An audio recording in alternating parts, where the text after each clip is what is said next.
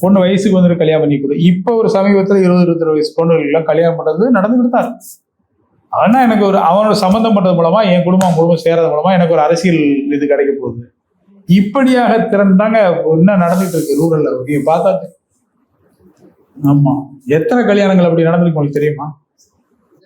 நிறைய நடந்துட்டு இருக்கு. அந்த களத்துடைய கதை தான் நான் சொல்லிட்டு இருக்கேன். ஆமா, அது கல்யாணமே இங்க மேட்ரு இல்ல. காது குத்தா இருந்தாலும் இதான் மேட்ரு.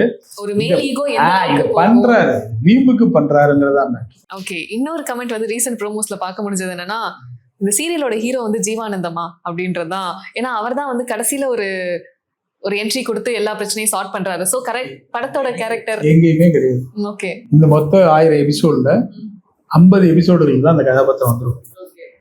ஆனா இப்ப ரீசன்ட் டைம்ஸ்ல பிரச்சனைகள்லாம் அவர் தான். பிரச்சனை யாரு ஹீரோங்கிற இந்த கதையில யார சொன்னோம்? அப்படி கிடையாது.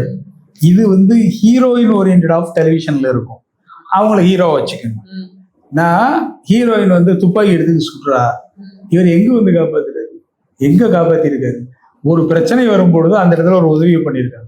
அது பண்ண ஒரு பாதுகாப்பான இடத்துல வச்சு எங்களை கூட்டு வாங்கன்னு சொல்லி இவன் இங்க சட்ட போராட்டம் நடத்துறா. அந்த ஜனனியும் பெண்கள் ஹாஸ்பிட்டல்ல ஈஸ்வரி இருக்கு, அங்க போறா. சூப்பர். நான் வந்து ஏமாத்தணுமா பெண்களை? அவங்க வந்து எல்லா இடத்துலயும் உட்காந்து எல்லாரையும் அடிக்கிறாங்க. ரொம்ப இயல்பா எவ்வளவு தூரம் முடியுமோ